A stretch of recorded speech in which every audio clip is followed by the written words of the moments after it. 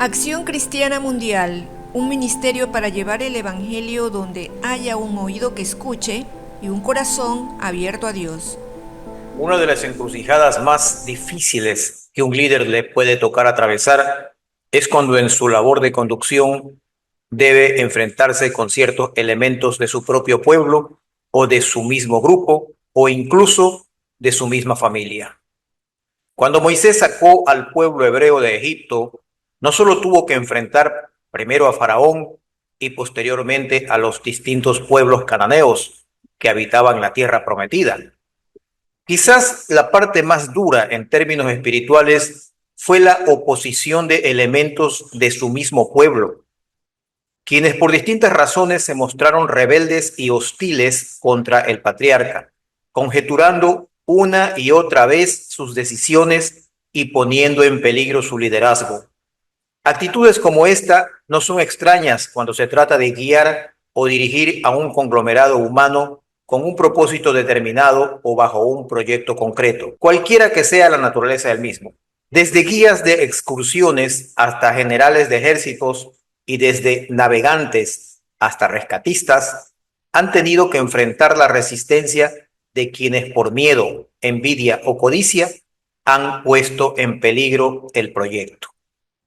Imagine nomás si cuando el pueblo de Israel, luego de haber logrado salir de Egipto, cuando se encontraba atrapado en el desierto entre el ejército de Faraón y el Mar Rojo, aquellos que se oponían a Moisés hubieran convencido a la mayoría del pueblo y tomado el liderazgo, seguramente hubieran regresado a la esclavitud de Egipto, traicionando a Dios, quien había dado a Moisés la tarea de libertarlo para darle la tierra que le había sido prometida a él y a sus antepasados para heredad de sus descendientes.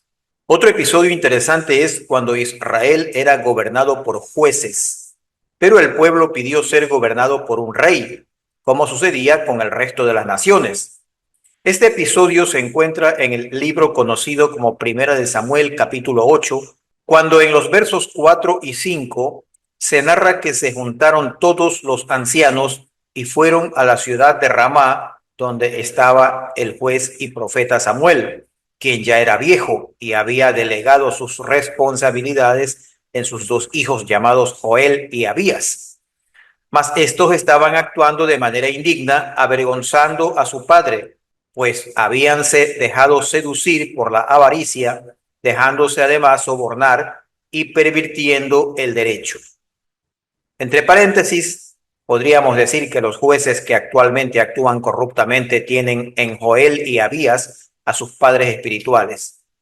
Pero volviendo al episodio que nos ocupa, en el versículo 5 del capítulo 8 de Primera de Samuel, vemos que los hombres que vinieron a ver a Samuel le dijeron: he aquí tú has envejecido y tus hijos no andan en tus caminos. Por tanto, constitúyenos ahora un rey que nos juzgue como tienen todas las naciones. La Biblia no cuenta si acaso Samuel estaba enterado de los malos pasos en que andaban sus hijos, pero tanto ayer como hoy las noticias vuelan y si son malas llegan con mayor rapidez, como si sus alas fuesen más grandes. Sin embargo, lo cierto era que Joel y Abías seguían actuando hasta ese momento como jueces. Y aquí quiero hacer una aclaración necesaria, pues podría haber algún malentendido si creyésemos que en aquellos tiempos esos jueces se dedicaban única y exclusivamente a dirimir litigios entre dos o más partes procesales. Según se ha llegado a saber, el rol de los jueces era de representar al pueblo como máxima autoridad, liderando con sabiduría como un guía inspirado por Dios en tiempos de paz y como un conductor valiente en tiempos de guerra. Su mandato era divino y debía actuar conforme a los principios de Jehová. Por ello, el malestar de Samuel debe haber sido mayúsculo, pues no se trataba solo de la queja sobre sus hijos, lo cual debe haberlo llenado de mucha vergüenza, por cierto, sino que además no debe haberse sentido para nada bien cuando aquellos ancianos visitantes le dijeron: constitúyenos ahora un rey que nos juzgue, como tienen todas las naciones. Vale mencionar que Israel había sido dirigido por jueces durante aproximadamente unos 330 años hasta ese momento. Y vale decir también que entre aquellos jueces hubo una mujer llamada Débora, la cual juzgó al pueblo por un periodo de 40 años. Y solo como dato curioso, no era soltera, sino que su esposo era un señor llamado Lápido. Pero volvamos a nuestro relato central.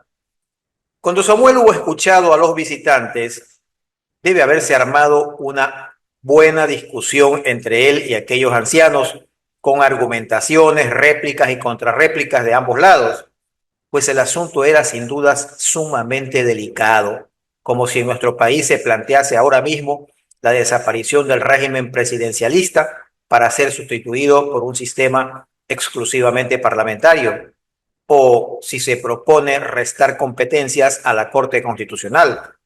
Así de fuerte era el caso. Por ello, el versículo 6 del capítulo 8 de Primera de Samuel nos cuenta que no agradó a Samuel esta palabra que dijeron: danos un rey que nos juzgue. Y Samuel oró a Jehová.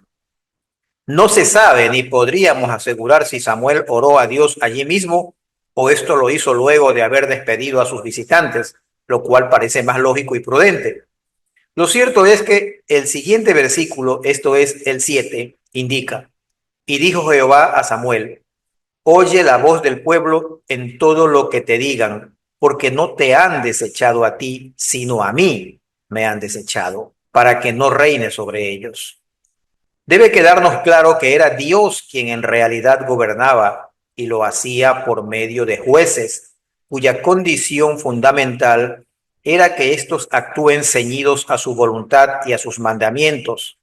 Por eso la frase: porque no te han desechado a ti, sino a mí me han desechado, para que no reine sobre ellos. Por el contrario, los reinos, los de ese tiempo y los de hoy, son considerados esencialmente mundanos, sujetos a los caprichos e intereses del monarca y a los grupos de poder que siempre crecen como el moho en su entorno. Es por ello que Jesús dijo en Mateo capítulo 20, versículo 25 a sus discípulos: sabéis que los gobernantes de las naciones se enseñorean de ellas, y los que son grandes ejercen sobre ellas potestad. Como ya lo he explicado en al menos un par de mensajes anteriores, enseñorearse significa adueñarse o actuar como dueño. Sí, exactamente lo que usted está pensando. Elegimos a un sujeto para que administre nuestro estado y ni bien se posesiona, empieza a sentirse dueño del país y hasta de nosotros mismos. Debido a lo corta que es nuestra vida, 80 o 90 años y en raros casos un poco más, y a la poca afición por la lectura y la cultura, tendemos a creer que los sistemas de gobierno siempre fueron como el que tenemos ahora. Pero el mundo cambia y la sociedad se reestructura a través de los siglos. De modo que la relativa democracia que hemos vivido hasta ahora en la mayoría de países está hoy desapareciendo para dar paso a un régimen de gobierno global, no precisamente dirigido por Dios, ni inspirado en sus principios, sino todo lo contrario, pervertido y pervertidor. De las monarquías y absolutismos antiguos pasamos a los gobiernos donde, al menos en teoría y en ciertos aspectos, se ha reconocido la soberanía del pueblo, pero hoy esto tiende a cambiar y nos dirigimos hacia una nueva forma de sometimiento, la cual está profetizada en la misma Biblia.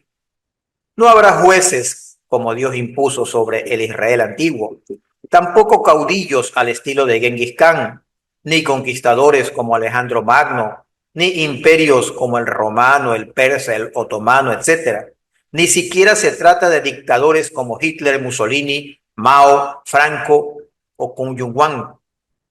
Según está profetizado y puede ya evidenciarse en nuestros días, el gobierno dictatorial mundial estará manejado por un puñado de plutócratas camuflados detrás de organismos supranacionales que convertirán a cada país en corporaciones sin una constitución que pueda reconocer la soberanía de los pueblos y su libre determinación.